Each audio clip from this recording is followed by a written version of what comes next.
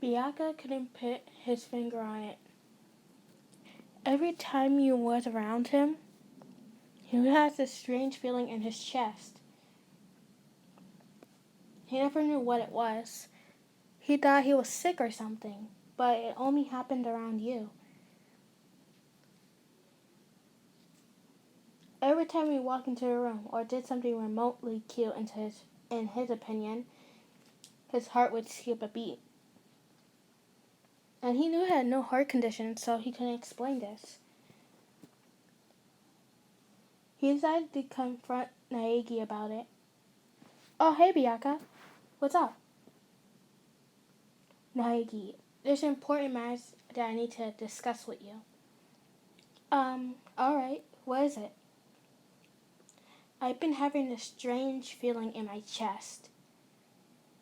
Are you sick? No, Naegi, I'm not sick. It only happens around a certain person. Naegi's face lit up. You have a crush? Really? What do you mean? You don't know what a crush is? Bianca shook his head. Oh, Jesus. Here. Come close. I don't want anyone to hear us. A crush is like when you actually love a person. Not in a friendship way, and more in a romantically way. It's like the feeling when you want to be with them for the rest of their Sorry, guys. The feeling when you want to be with them for the rest of their lives. So, is that what you're feeling around a certain person? Bianca went silent. I'm guessing that's what I feel like around them. So you are in love. Who is it? You can tell me.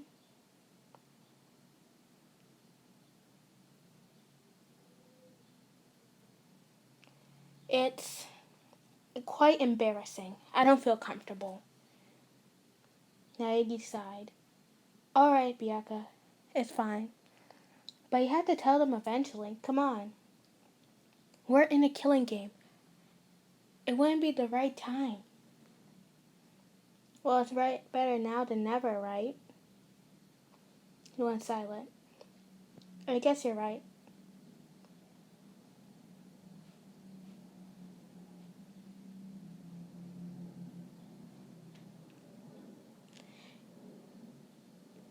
Hey, where are they anyways? Oh, last time I saw them, they were in the library. They were working on a paper. Oh, alright. Thanks, Naegi. No problem. Bianca went to the library. He creaked open the door. He saw you writing something in a notepad. He was the ultimate manager. He always looked so professional, which always made Bianca so nervous around you. He couldn't keep his composure. Listener, I have something to discuss with you. Your head shot up. Oh, alright then. You flashed him a big smile. There goes the feeling in his chest again. I'm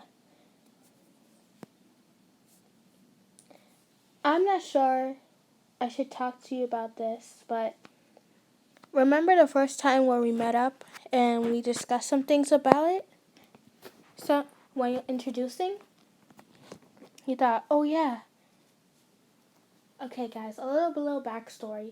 When you first met Bianca and the others, he gave them some of your backstory that your parents were super strict on you, and your father was very, very competitive when it came to you. He wanted you to be the best, no matter what happened. To the point where he almost drowned you when you was joined the swimming team and you wouldn't go as fast.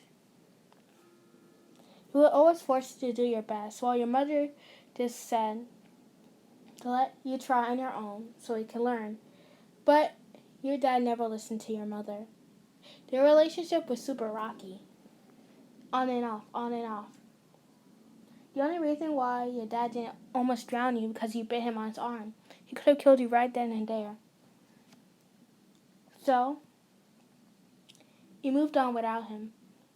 You became a businesswoman. He even bothered to try to get a cut of your money.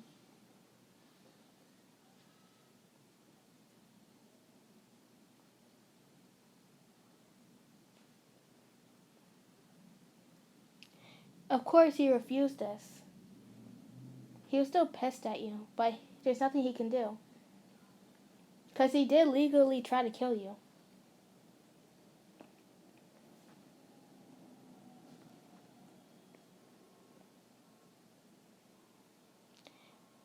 As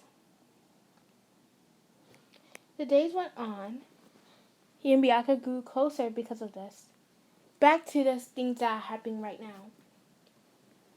Oh, yeah, about that. What is it? Well, I know how you feel, he said. May I take a seat? You pulled out a chair for him. Of course. He sat down. I don't feel like I'm ready to take over my father's business. I kind of am already. But he's so strict with me. Just like your father was. You know, Bianca, you have to do what makes you happy. It may sound cheesy as hell when I say this, but think about it. For example, if you wanted to play the piano, but your parents are forcing you to play the guitar, you just keep pursuing that dream, and one day you might become a famous pianist. And they'll see what they did wrong. But sometimes it's not really that easy, so you just have to believe. You just have to have a little tiny piece of hope.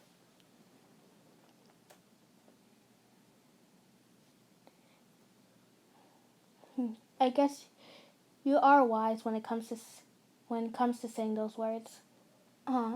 Thank you. Your face was a little bright pink from his compliment, but he gave him another big smile.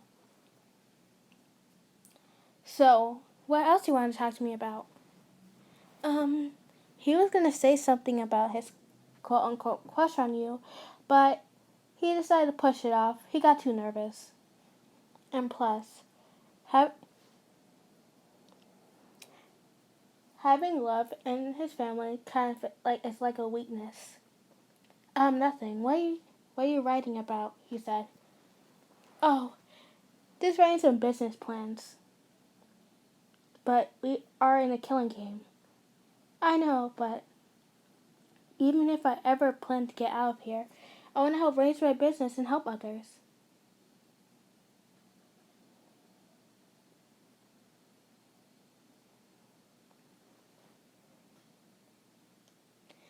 He liked your sense of confidence.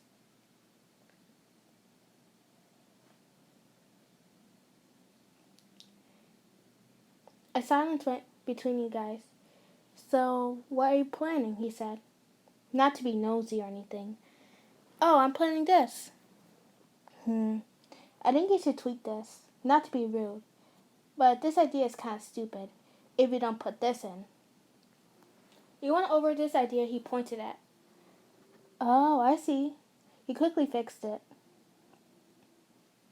You and him went over your plans for a couple of hours. He made sure everything was going right. He loved seeing you writing so fast and furiously. In some way, it made you too cute.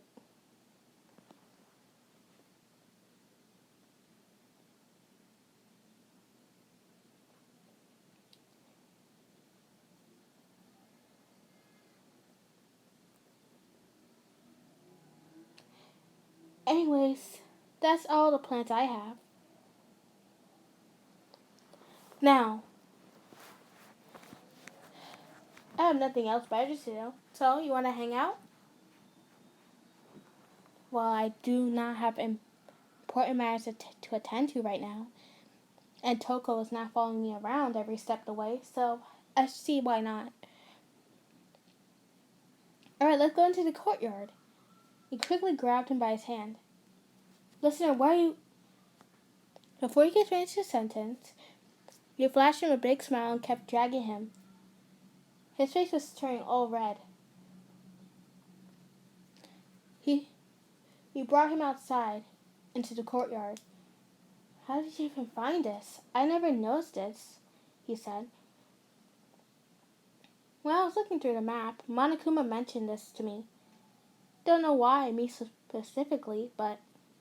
You just shrugged your shoulders. He sat down near a tree. I like to come here when I'm stressed out or need to make ideas. The wind was blowing through her hair, moving it a little. You and Bianca sat there talking about your family, business ideas, and a bit of your past. Bianca? Yes, listener? Thank you for listening to me. Most people usually run off when I try to explain my story to them. They say I'm usually just too boring or too bland. I certainly don't think that. His face slowly lit up. You know, if you weren't so stubborn all the time, you would make a really good friend. He gave her a kiss on the cheek. I have to go now. Bye. He sat up and walked off. His face was turning full-blown red.